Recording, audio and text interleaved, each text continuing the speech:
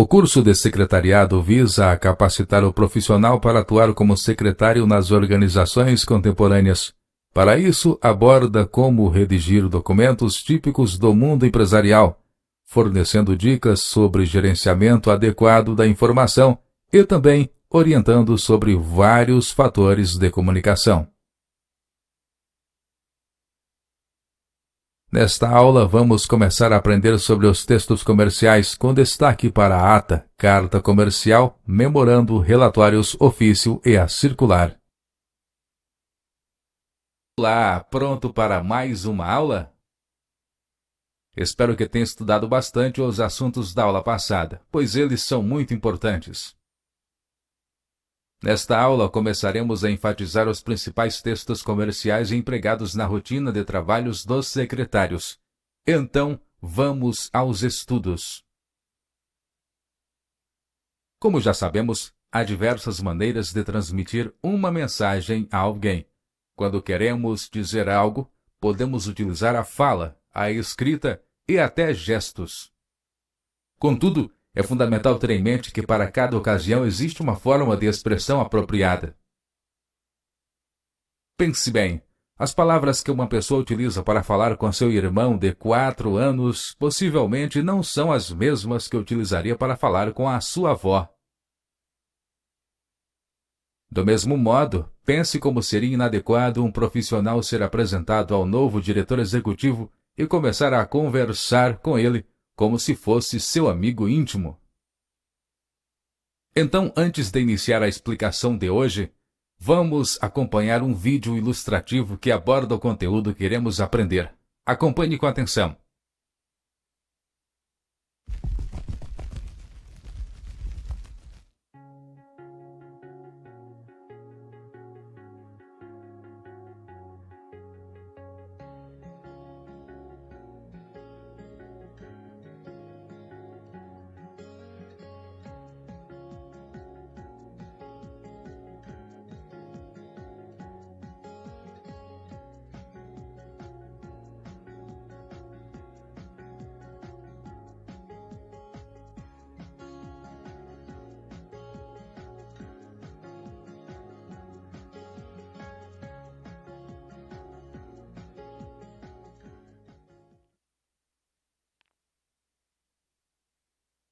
É bem inadequado usar esse tipo de linguagem com profissionais de alto nível, não é mesmo? Imagine como seria a comunicação em uma empresa se as pessoas falassem com a mesma informalidade que usam em casa. Seria igualmente estranha se, em uma conversa,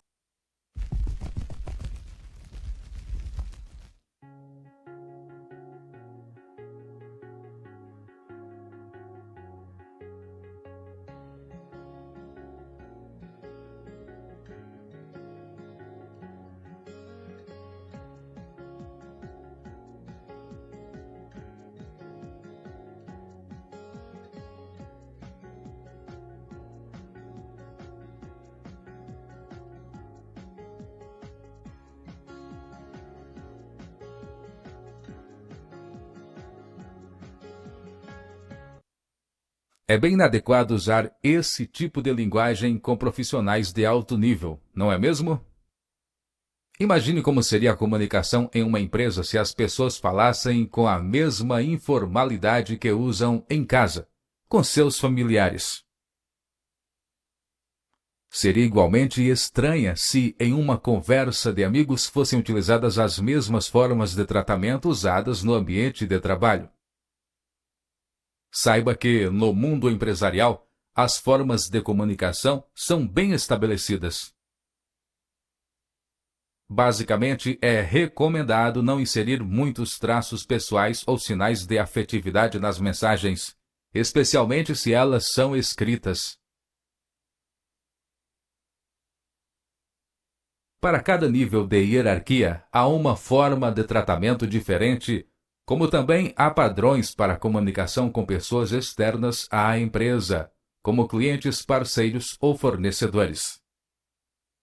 Dentre as tarefas de um secretário, é bem comum a redação de textos comerciais, como e-mails, atas de reunião, cartas comerciais, circulares, memorandos, relatórios, entre outros. Há métodos de redação que guiam a escrita de cada tipo de texto comercial. Nessa aula e na próxima você estudará sobre algumas delas. Pronto para começar? Vamos então acompanhar mais um vídeo que irá nos ajudar com o seu aprendizado.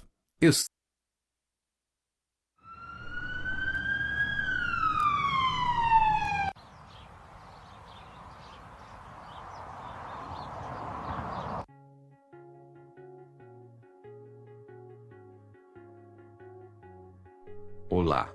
É sempre um prazer poder ajudá-lo em seu estudo. Dessa vez, tenho uma nova história para lhe contar. Vamos conhecer a Marcela, que está buscando um emprego. Ela encontrou no jornal o seguinte anúncio: contrata-se profissional para executar a função de secretário ou secretária, com as seguintes características: organização, boa apresentação e habilidade para escrever. Marcela achou que seu perfil se enquadrava na descrição do anúncio.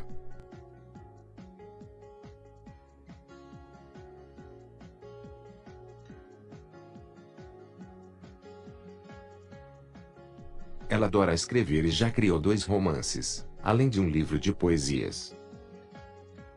Assim enviou seu currículo, e logo foi chamada para uma entrevista.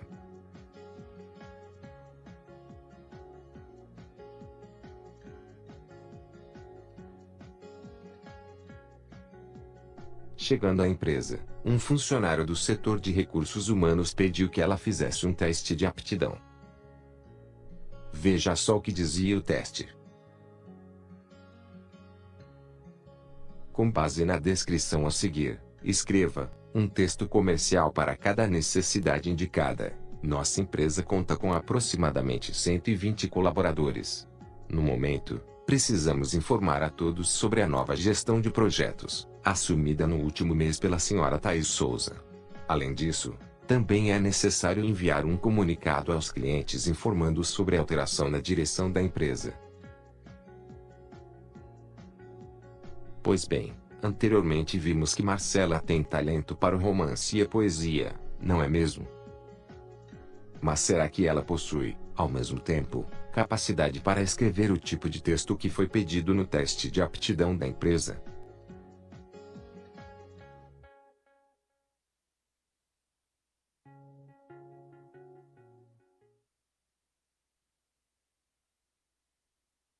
O vídeo apresentou uma reflexão bastante relevante, não concorda?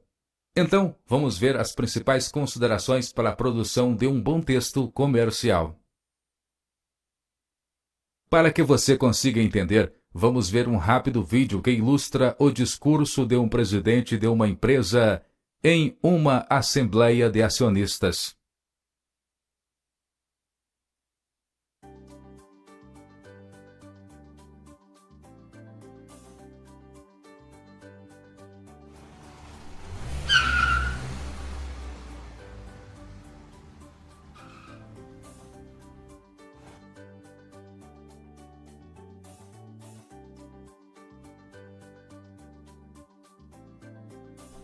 Acionistas queridos, eu amo vocês. Sinto tanta falta de conversar com vocês. Estou sempre tão sozinho.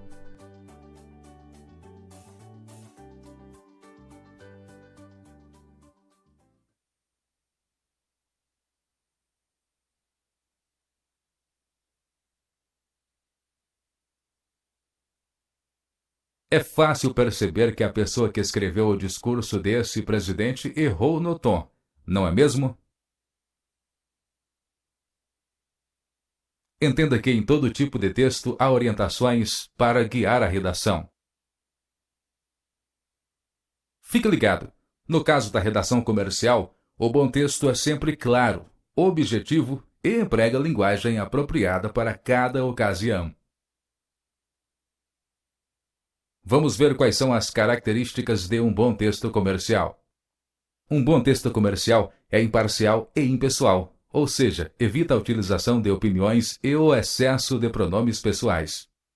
Ele expõe informações úteis e apropriadas ao assunto abordado e é objetivo, evitando a repetição de ideias e o excesso de adjetivos e advérbios.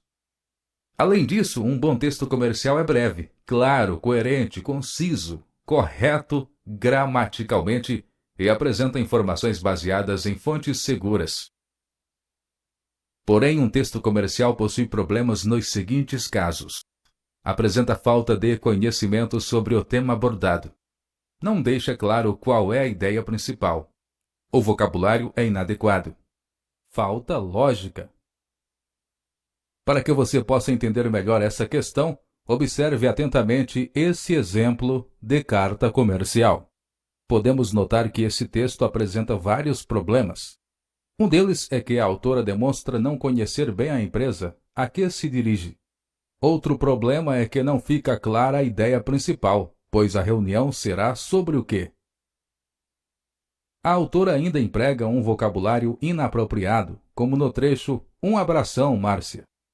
Além disso, há falta de lógica na mensagem, que pode ser vista nos trechos "Você não deve lembrar de mim.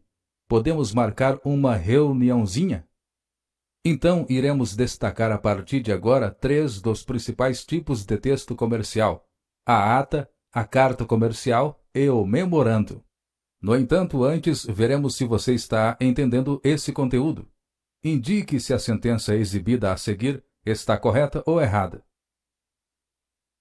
Um bom texto comercial é parcial e pessoal, ou seja, visa a utilizar opiniões e muitos pronomes pessoais. Correto? Errado? Resposta incorreta. Clique no botão refazer e tente novamente.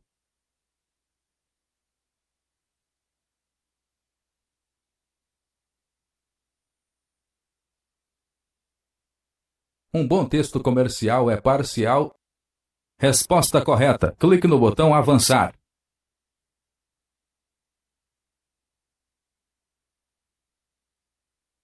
Parabéns! Essa afirmação é mesmo errada, pois vimos que essas características não pertencem a um bom texto comercial. Ata.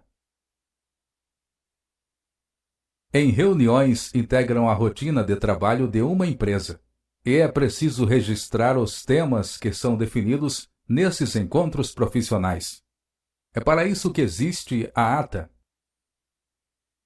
É por meio das atas que a empresa conserva o histórico de seus procedimentos, podendo consultá-las para esclarecer possíveis problemas administrativos. Frequentemente, o secretário participa das reuniões e é o responsável por elaborar a ata. Nos últimos anos, a ata vem passando por diversas alterações. Observe na tela um modelo de ata tradicional. Fique ligado. A ata é o registro fiel dos temas tratados em uma reunião. Em função disso, é considerada um documento. Tendo essa informação em mente, vamos ver o que é necessário para se obter uma boa ata. A ata das empresas atuais está bem diferente do que era antigamente. A ata moderna resume as questões tratadas na reunião de maneira clara, objetiva e em sequência. Ela é organizada em itens que abrangem as etapas da reunião, como introdução, pauta, desenvolvimento, conclusões e recomendações. Vale destacar que em reuniões mais formais, a ata precisa ser assinada pelas pessoas presentes no encontro. Atualmente, é comum o secretário redigir a ata durante a reunião e posteriormente enviá-la aos participantes por e-mail. Nestes casos, é recomendado solicitar a confirmação de recebimento do e-mail e também a aprovação do conteúdo. Também é indicado armazenar essas informações com a ata para que ela tenha valor de documento. Devemos destacar também os aspectos que não devem estar presentes em uma ata. Dentre eles, podemos destacar os seguintes: contar detalhadamente cada assunto de discussão da reunião. Usar abreviaturas. Deixar espaços em branco, pois deve-se escrever de margem a margem. Rasurar. Agora, observe atentamente um exemplo de ata construída de uma forma mais moderna. Podemos perceber que hoje em dia a ata é um documento objetivo e pontual. Então, vamos ver mais alguns detalhes sobre os modelos de ata. Ata tradicional. Esse modelo não aprova várias divisões no texto. O mais usual é que seja um texto corrigido, sem parágrafos. Na ata tradicional, o autor possui a tarefa de narrar os fatos tratados na sequência em que ocorreram. Ata moderna. Esse modelo separa o texto em parágrafos a cada vez que o tema é mudado. A ata moderna é construída em tópicos, sendo recomendado criar, se possível, uma enumeração de temas abordados. Neste tipo, nem sempre a sequência cronológica dos fatos e falas é respeitada, mas sim a relação de temas e comentários dos participantes da reunião. Ao examinar o modelo de ata tradicional, é mais simples compreender a proposta da ata moderna. Isso porque, nos dias de hoje, ninguém tem tempo a perder e, em função disso, a comunicação escrita deve ser clara e objetiva. Assim, observe como ficaria a antiga ata que vimos há pouco, mas, dessa vez, elaborada nos moldes atuais. Antes de prosseguirmos, vamos relembrar alguns pontos importantes. A ata não aprova várias divisões no texto. O mais usual é que seja um texto corrido, sem parágrafos, tradicional, moderna. Resposta correta. Clique no botão Avançar. Excelente! Você está mesmo atento. Correspondência comercial. A carta. É por meio da carta comercial que a empresa sugere, conserva ou finaliza determinadas transações. Ela também funciona como veículo para transmitir ou solicitar informação, ou como ferramenta de persuasão. Uma carta comercial mal escrita pode levar o cliente a descartar a empresa que enviou essa carta. Além disso, pode fazer com que se contrate a empresa concorrente que enviou correspondência semelhante, mas escrita de maneira clara e direta. Por outro lado, uma carta comercial bem escrita causa boa impressão, levando o leitor a pensar que está lidando com uma empresa organizada. Fique ligado. A carta comercial deve ser clara e objetiva, agradável de ler e fácil de entender. Considere a seguinte situação. Priscila é sócia-diretora de uma grande fábrica de móveis. A Madeireira Santos é uma candidata a fornecedora de madeira e enviou uma carta, sugerindo uma parceria nos negócios. Observe atentamente a carta enviada. Vamos vê-la. Prezada senhora Priscila Ramos, somos uma empresa fornecedora de madeira de grande qualidade para o mercado mobiliário. É do nosso interesse também fornecer-lhe nossa primorosa matéria-prima para qualificar ainda mais a sua produção. Nos diga, podemos marcar uma visita ao seu escritório? Você não vai se arrepender. Atenciosamente, Madeireira Santos Limitada, sempre ao seu dispor. Não é necessário ser especialista em técnicas de redação de cartas comerciais para encontrar os erros que a Madeireira Santos cometeu, não é mesmo?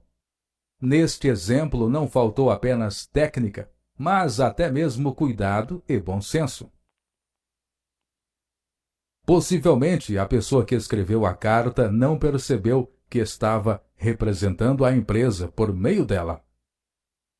Então, para que você não cometa os mesmos erros, vamos apresentar algumas orientações básicas para a redação de cartas comerciais. A Madeireira Santos não obedeceu a regras básicas, as quais todo o documento precisa seguir.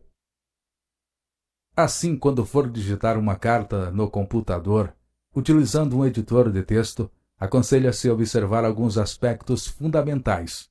Vamos ver quais são eles. É indicado utilizar o pronome de tratamento adequado. No exemplo, a madeireira Santos utilizou senhor ao invés de senhora. E sem exagero, como prezada e excelentíssima, utilizados ao mesmo tempo e escritos com erro.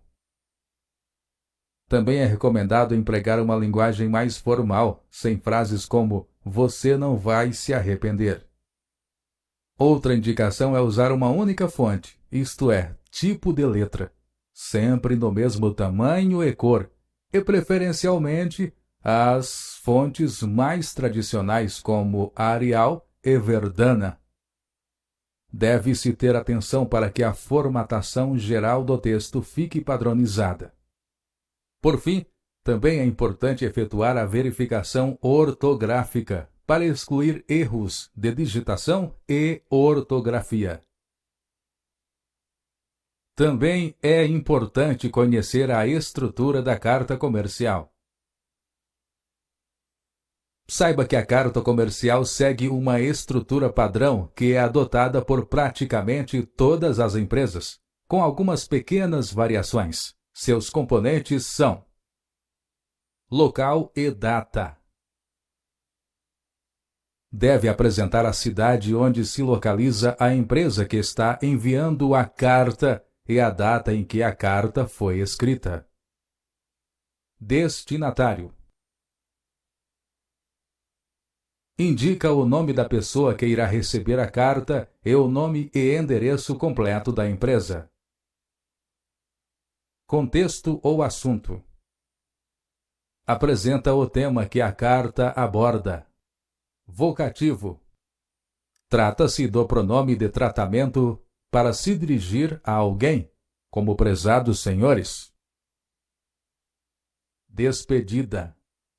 É uma finalização cordial da carta, antes da assinatura, como atenciosamente. Assinatura. Apresenta a assinatura do remetente da carta. Observe com atenção em nossa tela um modelo de carta comercial escrita de acordo com a estrutura que acabamos de conhecer. Perceba que a carta é feita no papel timbrado da empresa remetente, apresentando o seu nome, logomarca ou timbre e o endereço completo. Note também que há espaços entre as linhas. É fundamental sempre seguir um padrão de espaçamento nas cartas. É importante destacarmos também as formas da introdução comuns em cartas comerciais. Com os exemplos a seguir, é possível efetuar as adaptações necessárias quando for redigir uma carta. Veja: comunicamos a Vossa Senhoria que o local do evento foi transferido para a Rua Amazonas 510. Desejamos informar que desde o início do ano estamos atendendo no seguinte endereço: Rua Chile 98. Com relação aos termos de sua carta de abril passado, esclarecemos que ela já foi encaminhada ao setor competente. Sobre o anúncio publicado no Jornal do Brasil, desejamos esclarecer que a vaga já foi preenchida. Atendendo às suas solicitações, enviamos o mostruário de tecidos adequado ao objetivo proposto. Solicitamos a Vossa Senhoria que nos envie o relatório do último semestre para análise da equipe técnica. Vamos conferir se você memorizou o que foi apresentado. Na estrutura da carta comercial A, que apresenta o pronome de tratamento para se dirigir a alguém, o destinatário, o vocativo, a despedida, a assinatura. Resposta correta. Clique no botão Avançar. É isso mesmo, você acertou. Memorando. Você já imaginou se tivesse que criar um documento personalizado para cada funcionário da empresa? Para informar que uma diretoria está sob nova direção? E se você fosse funcionário da empresa e recebesse uma carta repleta de formalidades, somente para comunicar que a empresa funcionará normalmente na sexta-feira, depois do feriado da quinta.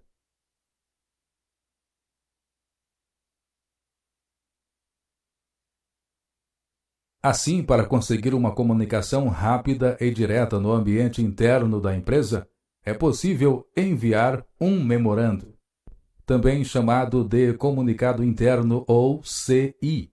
O memorando possui palavras menos técnicas e linguagem mais concisa e objetiva. Contudo, deve manter certo nível de formalidade, pois ainda se trata de um texto comercial.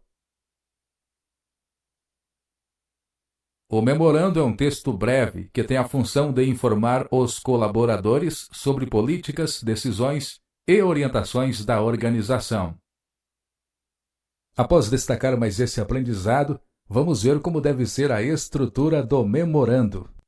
Em função da necessidade de agilidade na comunicação, o memorando não possui saudação de abertura, como prezada senhora. Saudação final, como atenciosamente, nem a repetição do cargo abaixo da assinatura. Assim, a estrutura do memorando deve apresentar os seguintes itens: o nome ou cargo do destinatário ou a indicação do setor. O nome ou cargo do emissor ou o setor que envia. Data. A mensagem. A assinatura. Em geral, as organizações possuem um modelo padrão de memorando. Isso é muito útil, pois não é necessário reelaborar um modelo toda e cada vez que se realiza um comunicado. Vamos considerar o exemplo do setor de marketing da empresa produtora de tintas, chamada Tons Brilhantes, que precisa fazer uma solicitação ao setor de vendas. Ela necessita que esse setor confira o percentual de desconto, condições de venda e prazos para clientes do interior de São Paulo. Assim, caso você elaborasse um comunicado da empresa Tons Brilhantes com visual diferente do que o exemplo na tela, não se preocupe, pois o que vale é o conteúdo.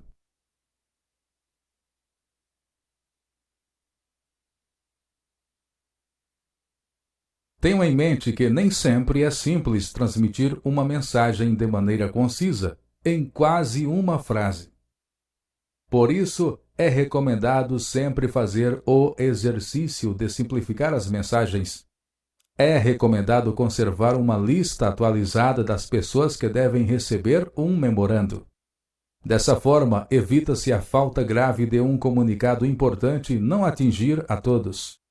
Chegou a hora de responder a mais um teste para conferirmos seus conhecimentos. O memorando, também chamado de, possui palavras menos técnicas e linguagem mais concisa e objetiva. Ata, bilhete, declaração, recibo, comunicado interno. Resposta correta. Clique no botão avançar. Exato, você compreendeu bem. Já aprendemos que nas empresas há diversos meios de se comunicar tanto com o público externo quanto com o interno. Dentre outros fatores, para que essa comunicação aconteça sem prejuízos, é preciso que as pessoas certas recebam, no momento correto, as informações necessárias. Além disso, é fundamental que as informações úteis estejam disponíveis sempre que for necessário. Lembre-se de que existem vários tipos de documento. Antes de seguirmos para mais detalhes dessa explicação, vamos acompanhar mais um vídeo. Já sabemos que a comunicação no mundo empresarial é bastante diversificada, uma vez que os contextos e as necessidades alteram a todo momento. Na aula anterior, vimos que, para comunicar-se com um cliente, utiliza-se a carta comercial. Já para registrar uma reunião, emprega-se a ata. Agora você deve estar se perguntando, mas e para outras ocasiões, o que se deve usar? Nesta aula você irá aprender técnicas básicas de redação de relatórios, ofícios e circulares, entendendo em que contexto empregar cada um desses documentos. Então, para começar a entender a importância desses documentos, vamos acompanhar uma história em mais um vídeo. Veja com atenção.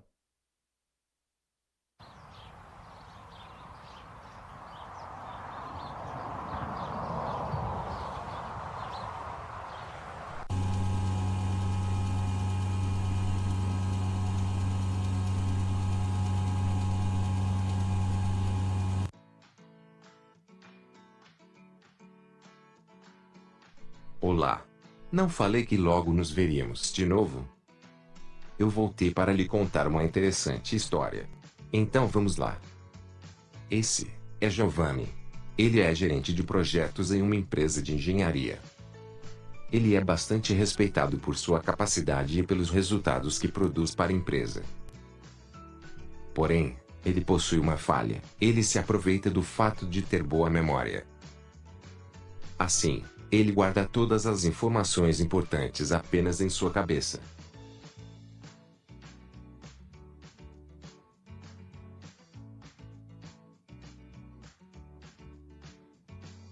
Até que um dia, após um ano trabalhando na empresa, seu diretor fez uma pergunta difícil.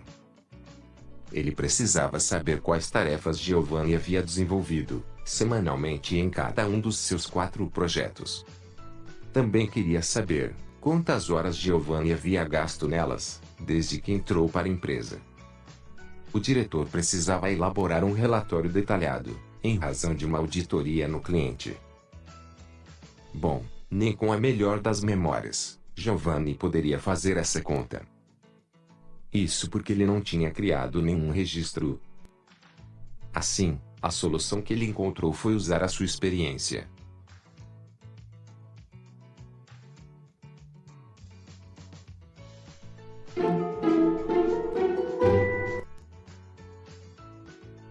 Baseando-se no que se lembrava, ele calculou uma série de tarefas.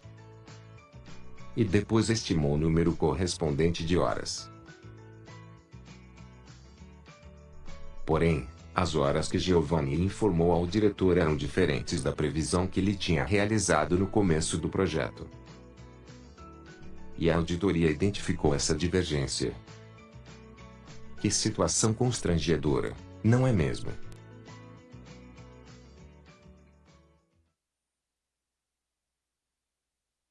Bem, após passar por essa, possivelmente Giovanni e seu chefe perceberam o quanto é importante estabelecer técnicas para o fluxo de informações dentro de uma empresa.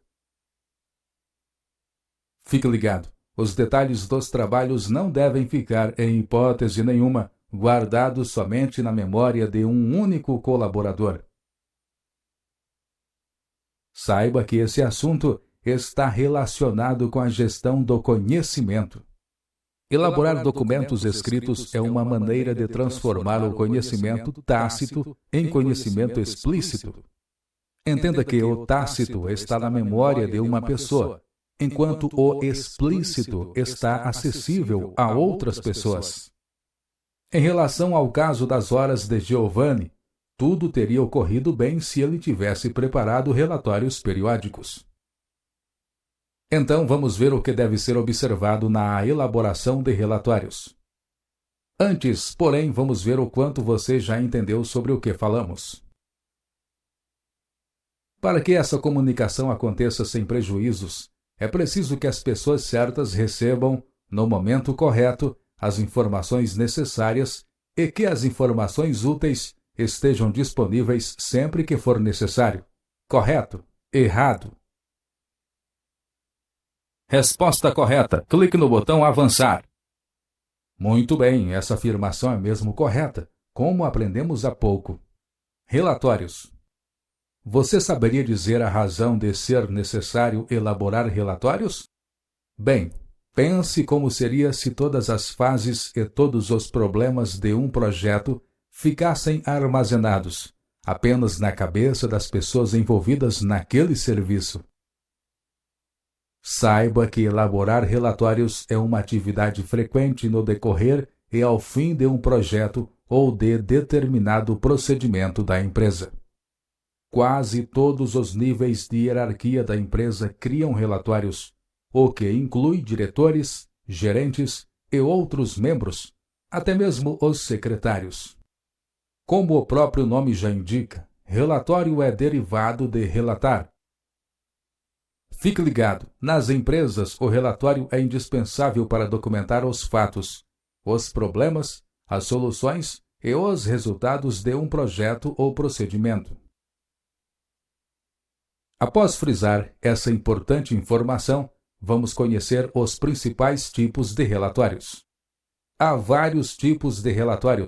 Os relatórios também podem ser classificados conforme a sua periodicidade, isto é, a frequência com que são elaborados. Vamos ver as características fundamentais de alguns dos tipos de relatórios mais empregados. Relatório anual. Esse relatório visa a apresentar as principais ocorrências relacionadas a tarefas no decorrer de um ano, normalmente um ano civil, fiscal ou financeiro. Um exemplo de relatório anual é o relatório de gestão anual. Relatório parcial.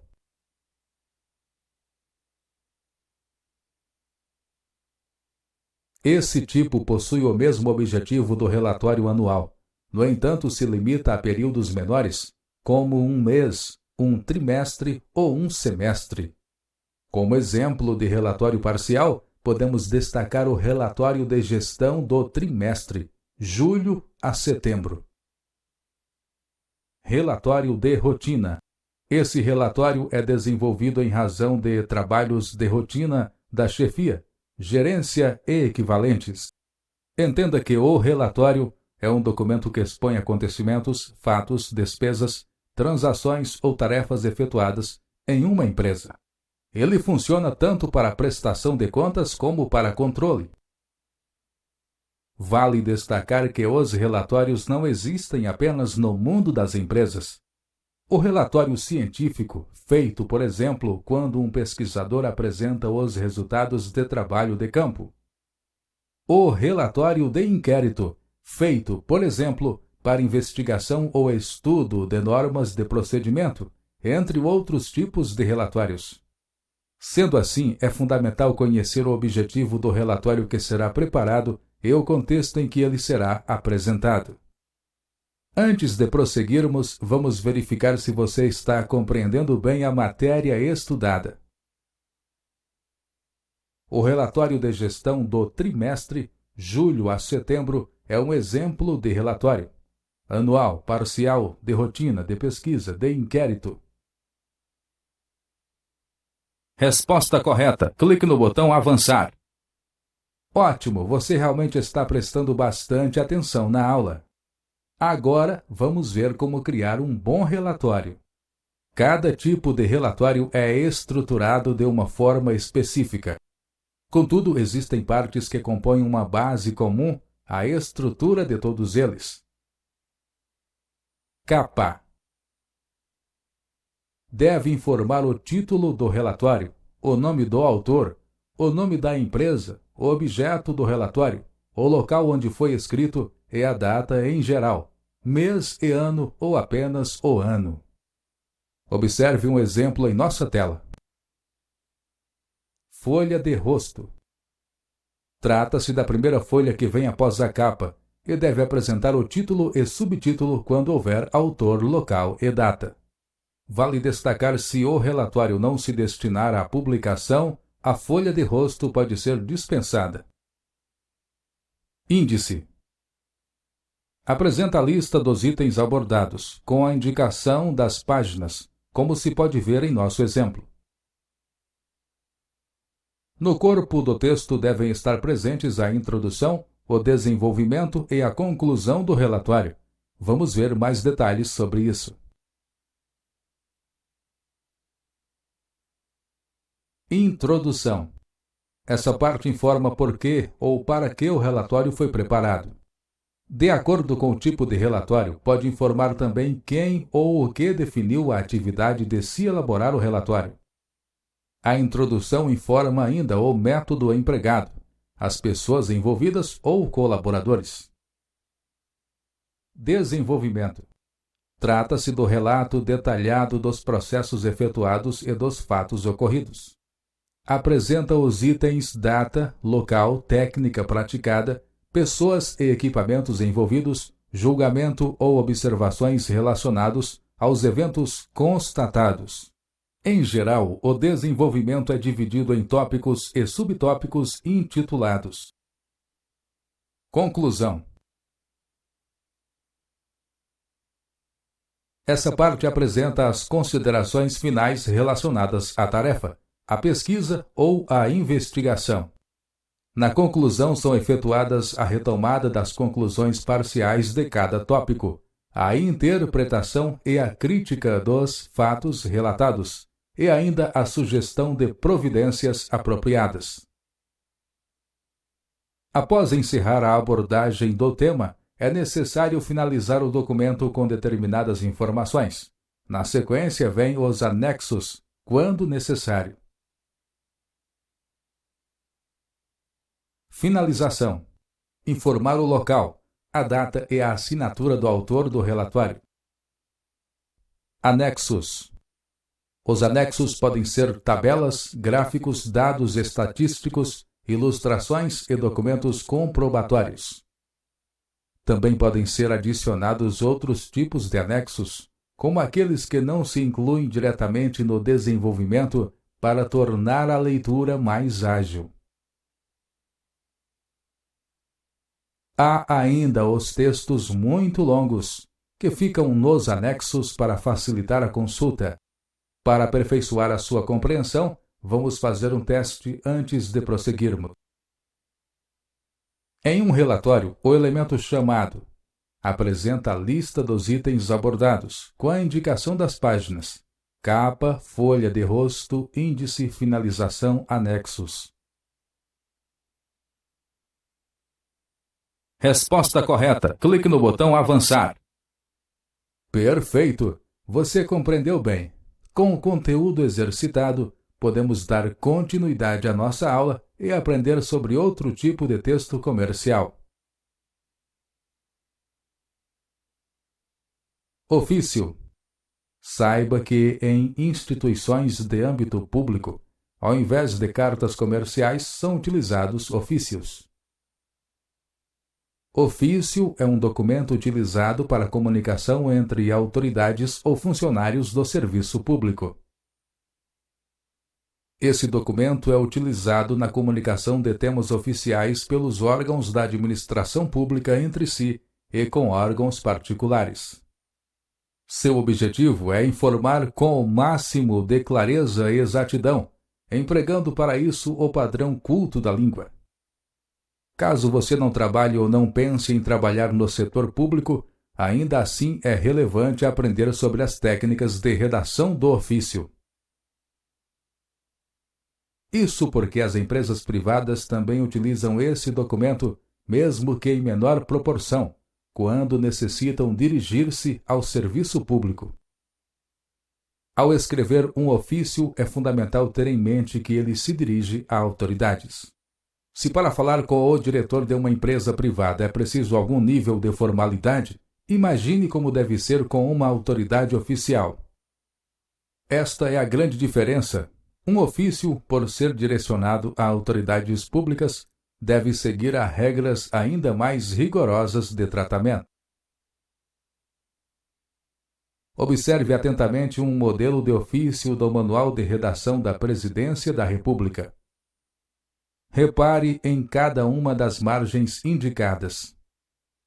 Vale destacar que o Manual de Redação da Presidência da República é o documento que visa a explicar e padronizar a redação das comunicações oficiais. É importante citar que se o ofício tiver mais de uma página, como em nosso exemplo, a continuação ocorrerá na página seguinte, com fecho e assinatura. Assim, observe como ficaria a continuação do ofício. É possível encontrar várias diferenças entre o modelo de ofício que vimos há pouco e outros utilizados por muitos órgãos públicos. Normalmente, isso ocorre em razão de que cada secretaria estadual ou municipal desenvolve os seus próprios modelos. Para a elaboração de um ofício, algumas observações devem ser consideradas. Vamos ver quais são elas. O vocativo é formado pela seguinte composição: senhor. Um exemplo desse vocativo é o seguinte: senhor chefe da divisão de serviços gerais.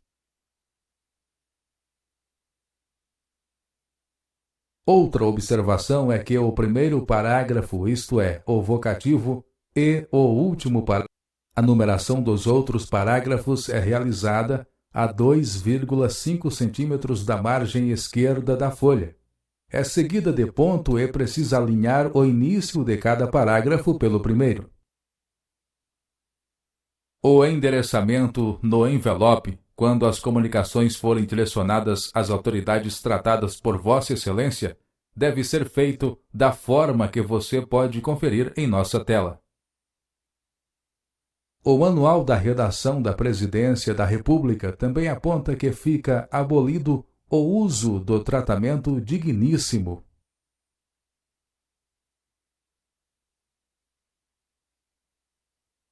Isso foi determinado porque a dignidade é pressuposto para que se ocupe qualquer cargo público, sendo desnecessária a sua repetida evocação. Assim, quando não se utilizar o tratamento de excelência ao destinatário, é preciso dirigir-se a ele como Vossa Senhoria. Nesses casos, o endereçamento deve ficar da forma como você pode ver em nossa tela. Ainda de acordo com o manual, fica dispensado o emprego do superlativo ilustríssimo. É suficiente o uso do pronome de tratamento senhor. Outra consideração diz respeito à utilização banalizada do título doutor. Quanto a isso, o manual estabelece o seguinte: acrescente-se que doutor não é forma de tratamento, e sim título acadêmico. Não deve ser usado indiscriminadamente.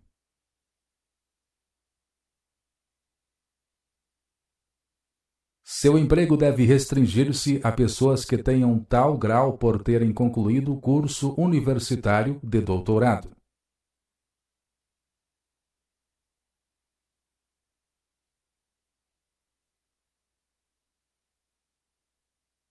Mais uma recomendação é que o último parágrafo, ou seja, o fecho, deve estar centralizado na folha. Ele foi simplificado e padronizado da seguinte maneira: respeitosamente. Para autoridades superiores, incluindo o Presidente da República e atenciosamente.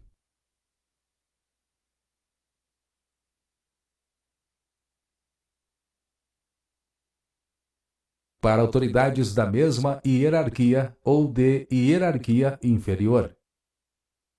A última observação a ser destacada é que o sinal de pontuação que se segue ao fecho é obrigatoriamente a vírgula. Agora que encerramos esse tópico, vamos ver se você prestou bastante atenção ao que foi explicado. Conforme orientação, o vocativo é formado pela seguinte composição: senhor, mais, em, do destinatário, digníssimo, maiúsculo, digníssimo, minúsculo, cargo, maiúsculo, cargo, minúsculo, excelência, maiúsculo.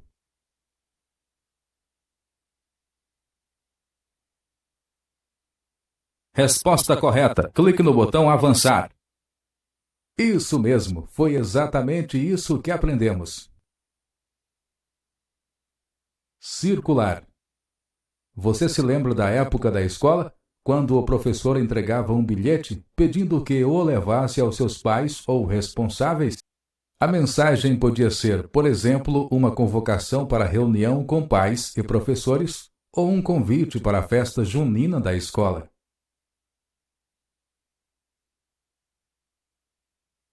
As escolas também são empresas.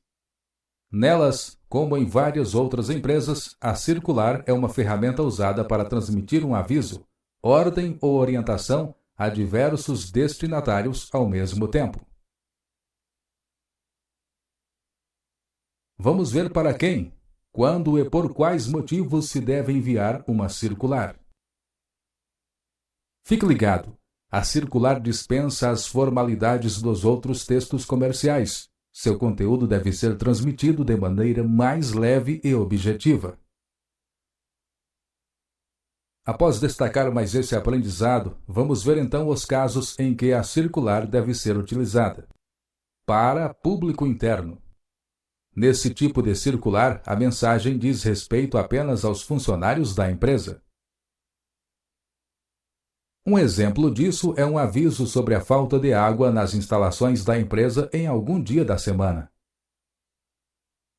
Para público misto.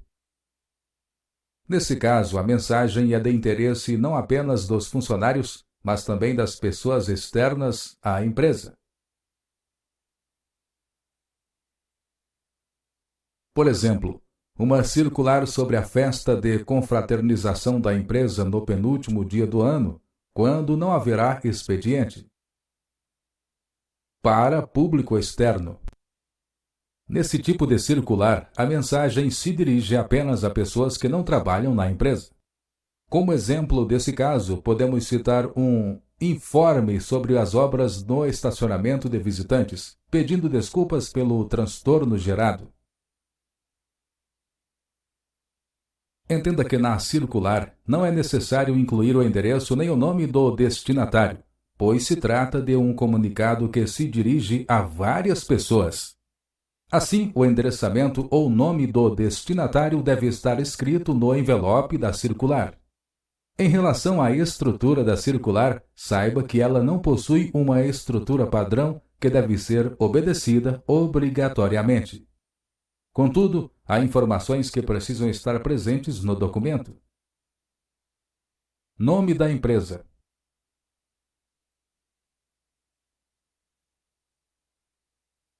Localização. Número da circular. Mensagem. Data tópica, isto é, nome da cidade de onde foi enviada a circular e data cronológica. Remetente, com assinatura, nome e título do remetente, ou simplesmente título. Um exemplo desse tipo de remetente é a direção, gerência de relacionamento. Vale destacar que para a organização interna da empresa, também é recomendado que as circulares sejam numeradas.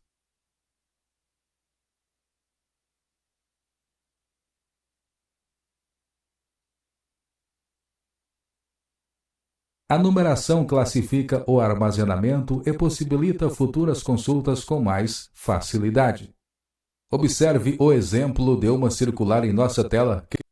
Vale frisar que os exemplos que você viu nesta aula podem ser alterados conforme a prática de cada empresa. Com isso, encerramos mais uma aula do seu curso de secretariado. Espero que tenha gostado e entendido o que aprendeu aqui.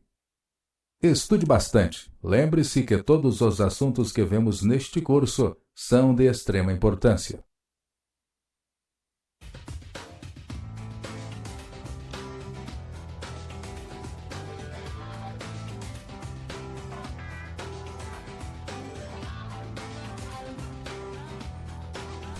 Nesta aula destacamos os principais tipos de texto comerciais empregados. Vimos as considerações para a produção de um bom texto comercial e suas características. Dentre os textos comerciais, conhecemos a arte e seus modelos. Ainda vimos orientações básicas, a estrutura e formas de introdução de uma carta comercial. Também conhecemos memorandos, relatórios, folha de rosto, anexos e ofícios. Muita coisa, não acha? Continue se empenhando e sempre revise o conteúdo visto em aula para uma melhor fixação.